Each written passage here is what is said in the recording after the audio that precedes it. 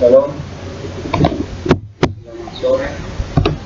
Perkenalkan saya Putu Baru. Di sini saya akan mendelegasikan hasil PowerPoint saya dari pertemuan sebelumnya. Pertama untuk pengurus juga.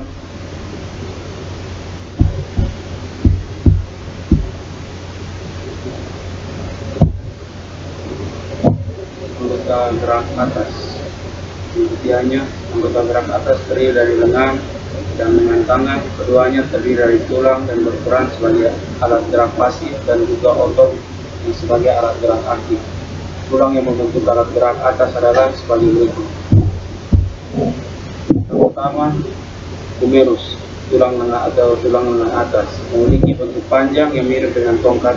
Bagian ujungnya berhubungan dengan bahu, membentuk kepala sendi yang mundar atau disebut dengan caput humeris. Terus fungsi tulang lengan atas adalah sebagai tempat melekatnya berbagai otot penting sekaligus membantu pergerakan lengan. Gambar lengan atas. Yang kedua, tulang radius atau tulang pengukir, berbentuk panjang dan berperan untuk menyambung bagian siku dan tangan di sisi ibu jari. Tulang pengukir terletak di sisi lateral dan tulang asta. Bentuk dari badan tulang pengukir semakin ke bawah semakin membesar, membentuk persendian pergelangan tangan. Gambar tulang pengukir. Yang berikut, ulna atau tulang asta, berbentuk panjang dan sejajar dengan tulang radius pengukir. Tulang asta membentuk struktur lengan bawah, membantu rotasi pergelangan tangan, membentuk otot humerus serta sendi siku dan tempat melekatnya otot. Gambar tulang asta.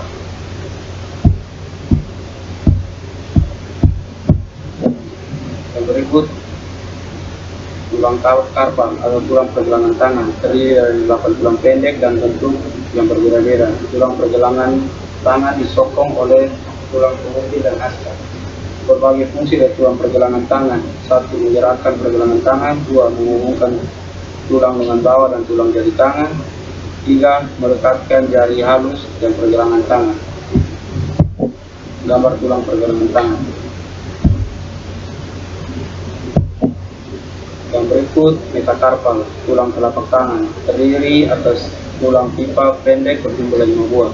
Tulang telapak tangan berhubungan dengan tulang pergelangan tangan dan tulang jari. Tulang telapak tangan memiliki fungsi untuk menggenggam, meraba, dan melakukan gerakan-gerakan tertentu seperti mencubit, menulis, menjahit, dan lain sebagainya, sama seperti bagian dalam anatomi tubuh manusia lainnya. Tulang telapak tangan juga bisa mengalami gangguan. Untuk gambar tulang telapak tangan. Phalanges atau tulang jari tangan, tersusun dari tulang pipa pendek berjumlah 14 buah dan 3 ruas masing-masing jari dan 2 ruas pada ibu jari. Fungsi dari tulang jari adalah memberi struktur pada telapak tangan Anda. Dari tulang jari terdiri dari 3 tulang pembentuk dan ibu jari yang memiliki 2 tulang pembentuk. Pada tulang jari terdapat 3 sendi yang memungkinkan jari untuk menekuk dan meregang ke arah. Berikut gambar tulang jari tangan. Materi berikut untuk pertemuan ke-10, kita masuk pada sistem alat gerak anggota badan bawah. Anggota gerak badan bawah, yaitu pengertian anggota gerak badan bawah adalah sistem gerak pada manusia yang terdiri dari otot dan tulang yang ada pada kaki manusia. Fungsinya adalah menopang berat tubuh dan mengatur gerak tubuh ketika berjalan. 2. Tulang tempurung lutut atau patella. Tulang tempurung lutut yang berbentuk segitiga dan tebal dengan berhubungan tulang paha. Tulang ini juga melindungi sendi lutut. Fungsinya adalah membungkus, melindungi sendi serta lutut. 3. Tulang kering yang dikenal dengan tibia atau salah satu tulang yang terbesar kedua pada bagian tungkai kaki. Fungsi dari tulang kering pada tubuh yaitu sebagai penyambung lutut dan pergelangan kaki serta penyangga otot tungkai kaki. Berikut gambar dari tulang kering.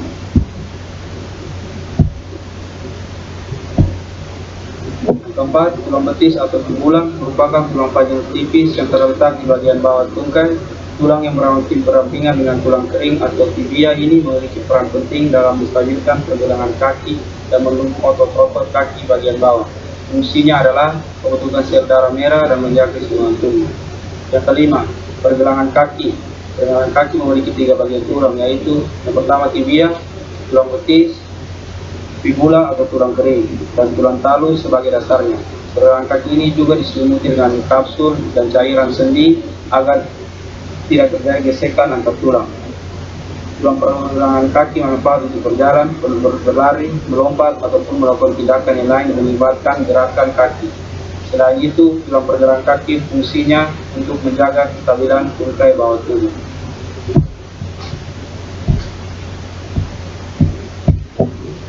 Tulang telapak kaki dikenal sebagai talus. Beberapa antaranya seperti talus tulang di bagian atas kaki yang berhubungan dengan tulang tibia dan tulang fibula, calcaneus atau disebut dengan tumit, tulang tarsal yang terbesar berperan menopang berat badan. Fungsi tulang telapak kaki yaitu menstabilkan tubuh ketika berjalan.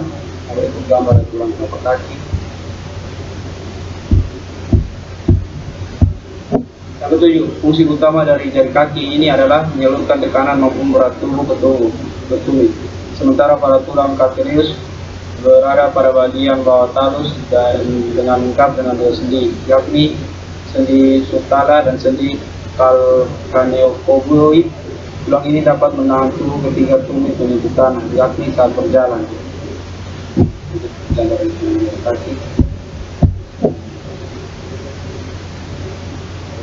Sekarang kita 15, yaitu pada pengertian otot pada permainan bola voli dengan bola kaki. Yang pertama, pengertian otot. Otot adalah sebuah jaringan dalam tubuh manusia dan hewan yang berfungsi sebagai alat gerak aktif yang menggerakkan tulang. Otot diklasifikasikan menjadi 3 jenis, yaitu otot duri, otot polos, dan otot jantung. Otot menyebabkan pergerakan suatu organisme maupun pergerakan dari organ dalam organisme tersebut. Otot sangat berguna bagi manusia, khususnya para olahragawan dalam melakukan aktivitas fisik yang berguna untuk kebugaran tubuh. Olahraga dapat dilakukan berbagai jenis, salah satunya adalah dalam permainan. Bermain sekaligus berolahraga. Permainan yang sangat populer di dunia olahraga adalah permainan bola voli dan bola kaki.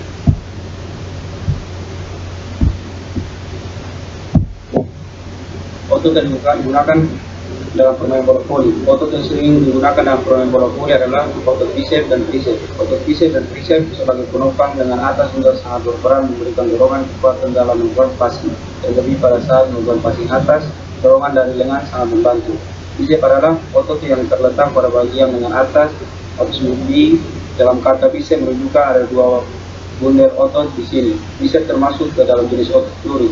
Otot ini dinamakan duri karena permukaannya tampak seperti garis-garis yang melintang melewati serabut otot.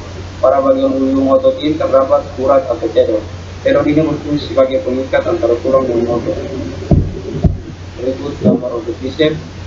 Yang berikutnya ada gambar yang kedua, tricep terletak di bagian belakang tulang lengan atas. Sesuai dengan namanya, terdapat 3 otot di sini. Hal ini ditandai dengan adanya 3 tendon di ujung otot. Fungsi otot tricep yaitu eksistisi itu atau meluruskan lengan, menstabilkan bahu ketika membawa beban, menggerakkan dengan belakang.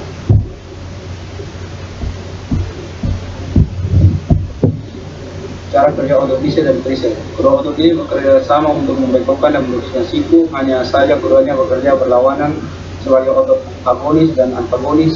Ketika seorang membengkokkan sikunya, maka bicep akan berkontraksi. Otot ini menjadi otot agonis. Kemudian di saat bersamaan, otot tricep akan mengalami relaksasi sehingga memudahkan lengan untuk membengkok. Begitu juga kebalikannya, ketika Anda meluruskan siku, yang berkontraksi adalah otot tricep. Sedangkan otot yang bicep mengalami relaksasi. Selain itu perlu diketahui kedua otot ini merupakan otot sadar. Maksudnya, otot ini bergerak berdasarkan perintah dari otak. Berbeda dengan otot jantung yang bekerja terus-menerus tanpa menunggu perintah dari otak untuk memompa darah ke seluruh tubuh.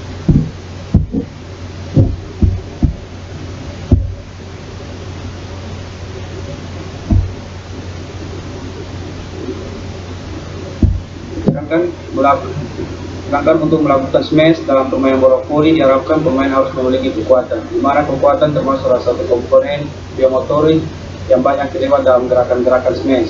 Otot yang digunakan dalam permainan bola kaki. Otot yang dominan digunakan dalam mengumpan menggunakan punggung kaki adalah otot kaki dan otot punggung kaki itu sendiri. Mengumpan menggunakan punggung kaki merupakan salah satu teknik mengumpan bola pada olahraga sepak bola. Dengan menggunakan punggung kaki, seorang pemain bola dapat mengoper bola ke arah rekan satu timnya. Mengoper menggunakan punggung kaki biasanya dilakukan untuk mengoper bola kepada teman yang berdekatan atau jarak pendek. Selain menggunakan punggung kaki, dalam bermain sepak bola, pemain sepak bola juga bisa menggunakan kaki bagian dalam untuk melakukan pengumpan bola. Penggunaan dalam kaki juga berfungsi untuk mengoper jarak pendek. Otot kaki dalam dunia fitness sendiri bedakan menjadi 4 bagian yang penting, diantaranya otot quadriceps, otot hamstring, dan otot gluteus, dan juga otot betis. Otot quadriceps femoris merupakan otot pada sendi lurus yang berfungsi sebagai stabilisasi aktif sendi lutut dan juga berperan dalam pergerakan sendi, yaitu gerakan ekstensi ini yang digunakan dalam aktivitas berjalan. Yang kedua, hamstring terdiri dari 3 otot yang besar yang terletak di belakang paha dan memanjang dari pinggul hingga bagian bawah lutut.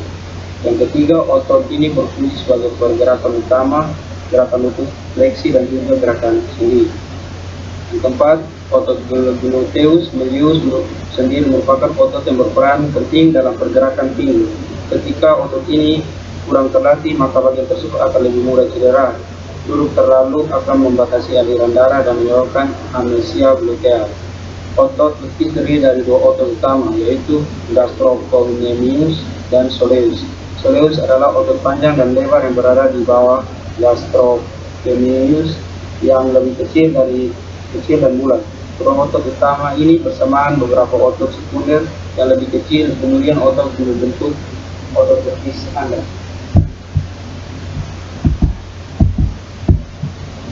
Berikut gambar otot kaki. Berikut otot dari segi olahraga senam dan atletik. Ini pada pertemuan ke-12. Pengertian otot dan senam dalam atletik. Otot adalah kemampuan sel otot yang membentuk jaringan dan berfungsi untuk menggerakkan organ tubuh.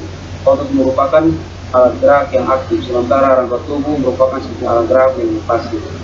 Dan senam merupakan suatu cabang olahraga yang melibatkan performa gerakan yang membutuhkan kekuatan, kecepatan, dan keserasian gerakan fisik yang teratur. Atletik adalah cabang olahraga yang berupa aktivitas fisik yang dinamis dan harmonis. Otot manusia dibagi menjadi 3, yaitu otot polos, otot lurik, dan otot jantung. Senam juga memiliki banyak jenis yang dan bermacam-macam, di antara senam ritmis, senam irama, senam aerobik, dan senam lantai. Sedangkan atletik adalah lari, lompat, dan lempar. Untuk menghasilkan olahraga senam dan atletik yang baik, perlu ada kerjasama antara otot manusia. Yang berikut jenis-jenis senam. Senam ritmik adalah merupakan suatu gerakan senam yang dapat dilakukan tanpa maupun menggunakan alat. Gerakan dilakukan secara berirama berdasarkan ritme disebut gerakan ritmik. Senam irama adalah senam dengan gerakan yang memiliki irama.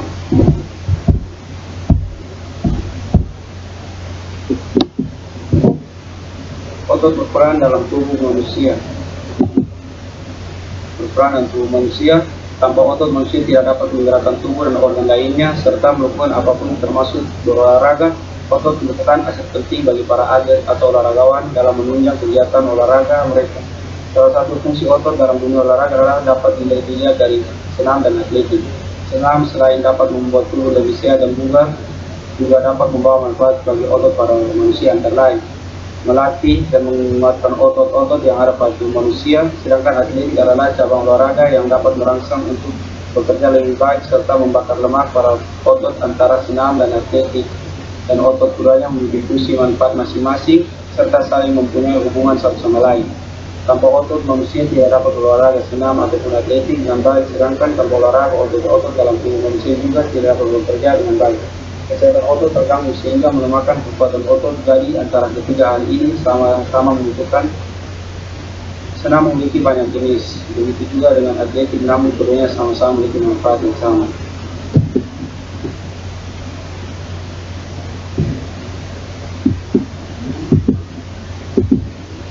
Berikut kita masuk pada pertemuan 13, yaitu sistem saraf. Yang pertama, sistem saraf terbagi atas 2 sistem saraf, yaitu saraf pusat dan saraf tepi. Saraf tepi dibagi menjadi 2, yaitu saraf somatik dan saraf otonom. Yang berikut adalah gambar dari sistem saraf, yaitu sistem saraf pusat terbagi atas kotak Itu otak juga terbagi atas 3, otak besar, otak kecil. Otak besar disebut cerebrum, otak kecil cavellum, dan sumsum lanjutan atau medulla oblongata. Terus sistem saraf pusat terdiri dari sumsum tulang belakang disebut dengan medulla spinalis, dan sistem saraf tepi yaitu saraf somatik yang disebut juga dengan saraf sadar, dan saraf otonom itu disebut dengan saraf tidak sadar. Untuk saraf somatis yang hidup sadar ada 12 pasang saraf otak yang disebut dengan krania, dan juga 31 pasang sumsum tulang belakang spinal. Kalau untuk saraf tak sadar itu ada 2, saraf simpatik dan saraf parasimpatik. Yang berikut sistem saraf pusat meliputi otak yang disebut dengan encephalon dan sumsum tulang belakang yang disebut juga medulla spinalis. Keduanya merupakan sistem yang sangat lunak dan berbahaya sehingga butuh perlindungan. Dan tenggorokan dan ruas-ruas tulang belakang otak juga diliputi 3 lapisan yang disebut meninges. Bagian-bagian meninges, ketiga lapisan membran meninges dari luar ke dalam adalah sebagai berikut. Yang pertama, dura mater, terdiri dari 2 lapisan yang terluar bersatu dengan tengkorak sebagai endosteum, dan lapisan lain sebagai dura mater yang lebih mudah dilepaskan dari tulang kepala. Di antara tulang kepala dengan dura mater terdapat rongga epidura. Yang kedua, arachnoidea disebut demikian karena bentuknya seperti sarang laba-laba. Di dalamnya terdapat cairan yang disebut liquor cerebrospinalis, semacam cairan limfa yang mengisi sela-sela membran arachnoid.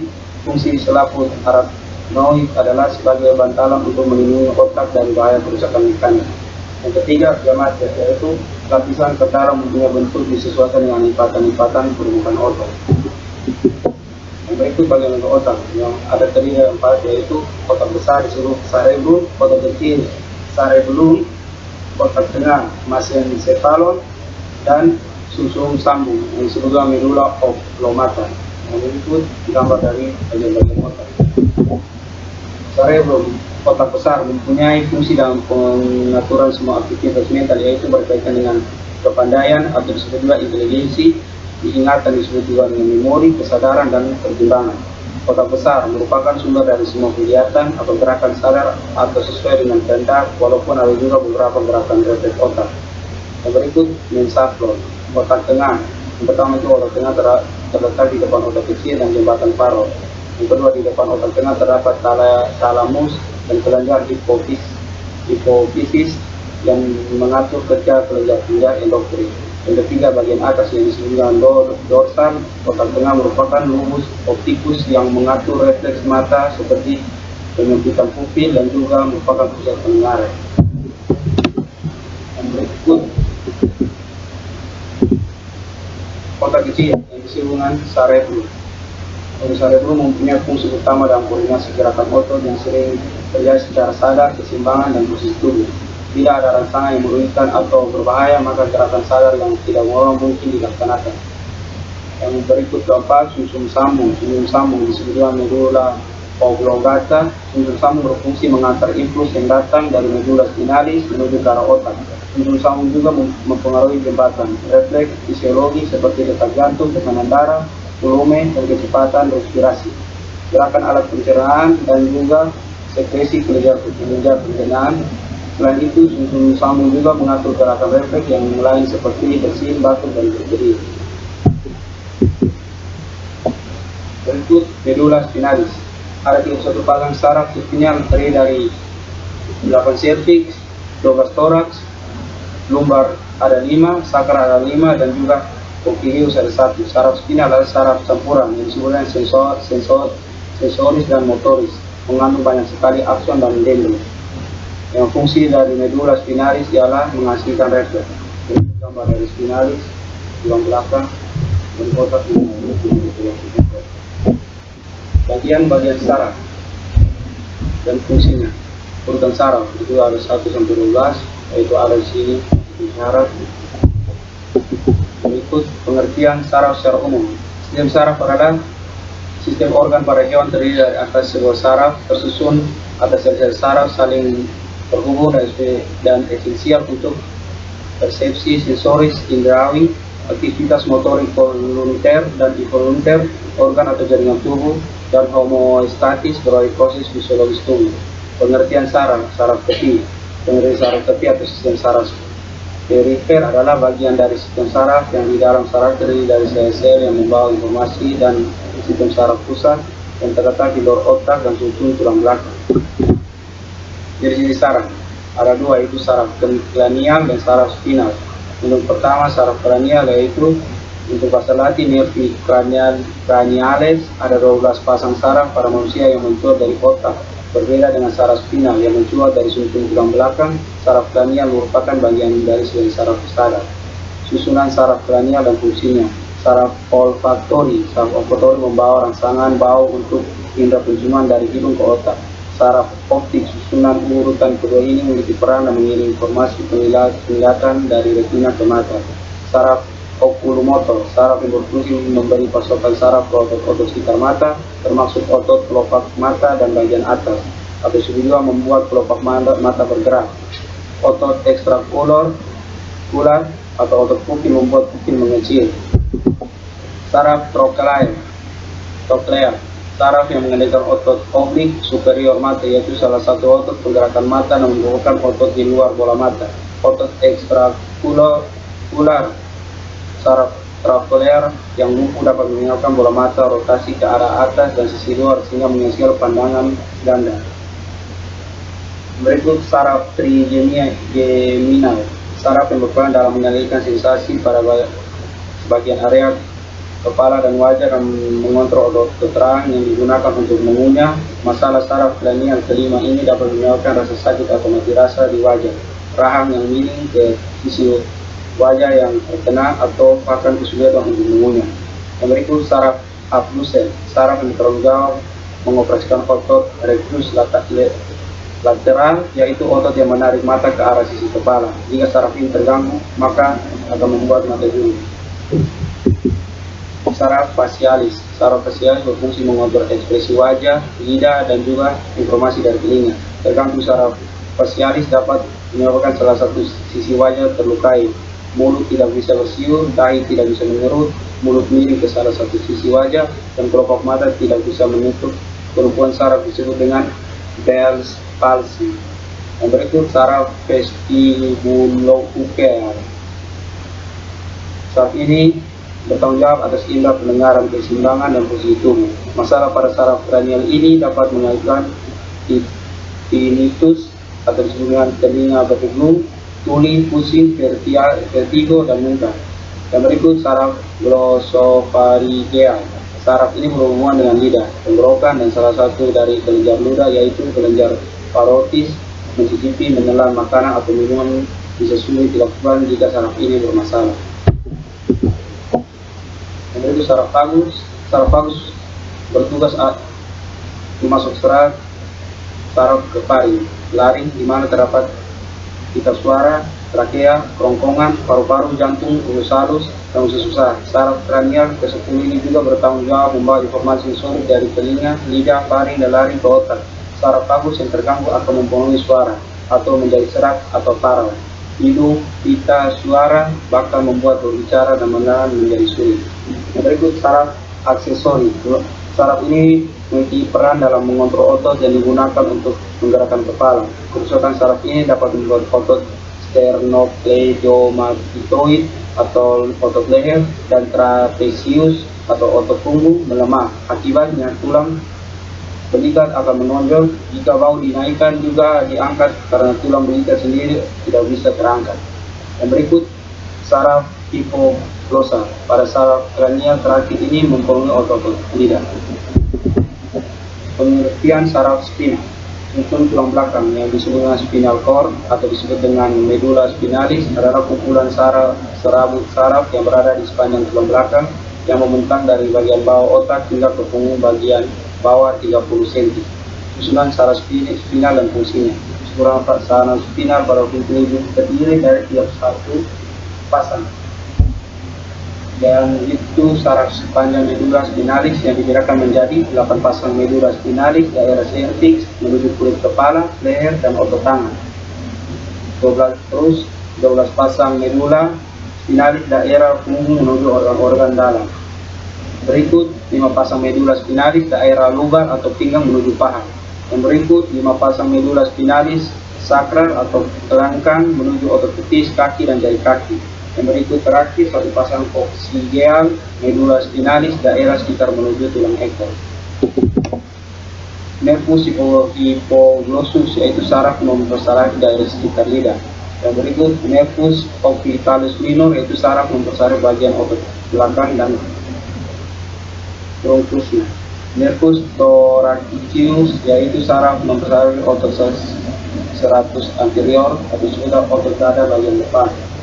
Nervus radialis yaitu saraf mempersaraf bagian-bagian otot seperti otot lengan bawah, bagian belakang, otot triceps, geraki, atau juga dengan otot lengan atas, otot openeus atau otot kecil pada permukaan belakang siku, otot brachioradialis atau otot lengan bawah, dan otot extensor lengan bawah.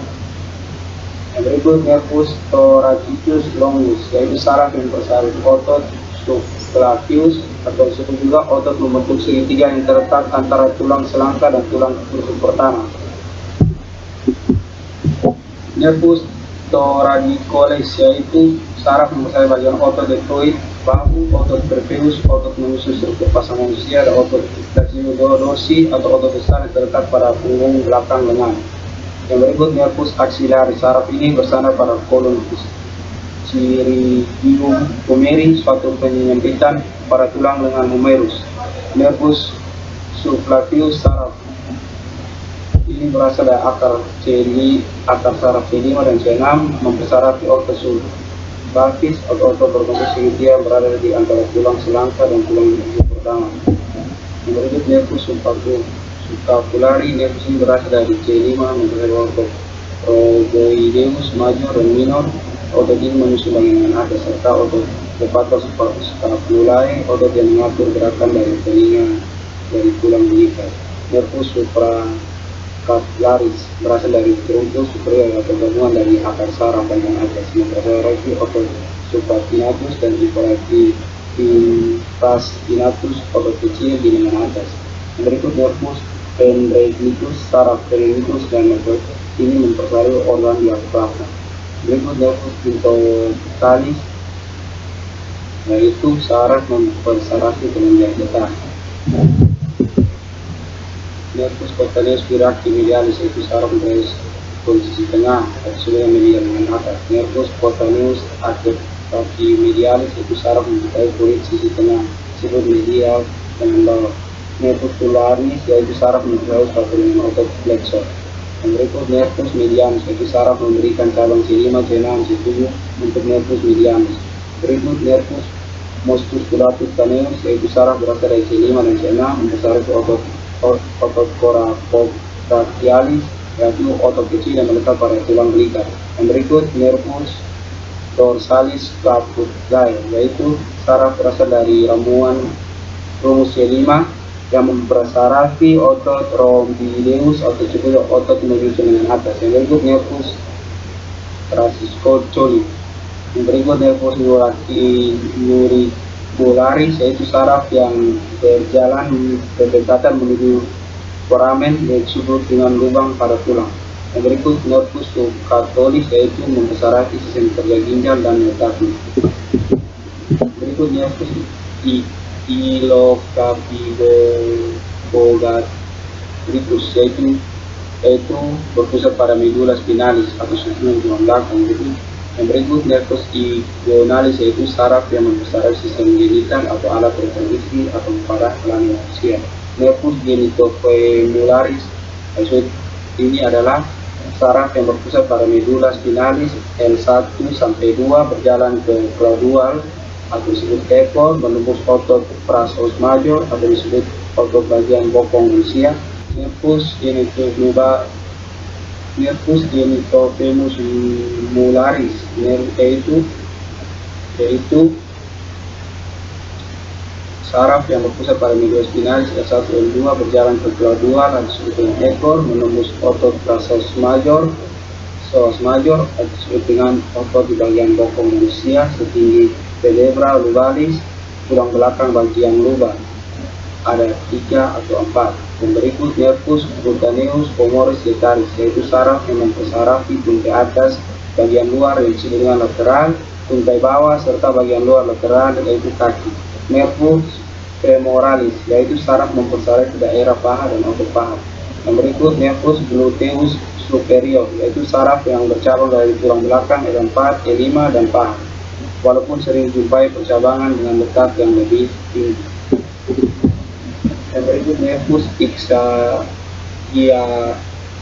yaitu nervus yang mempersarafi bagian pangkal paha. Yang berikut nervus cutaneus femoris inferior, yaitu saraf mempersarafi bagian-bagian paha pada lengan bawah. Yang berikut nervus pudendus, yaitu saraf yang letaknya berdekatan dengan ujung spina ixilliacea atau tonjolan pada tulang ischium di bokong. Baik, ini hasil presentasi saya dari PT saya dari pertemuan 9 sampai pertemuan ke-16 dari sistem gerak atas, sistem gerak bawah, anggota barang bawah, sistem otot pada permainan bola voli dengan bola kaki, sistem otot pada permainan para atletik dengan saraf di ujungnya. Ini saya, kalau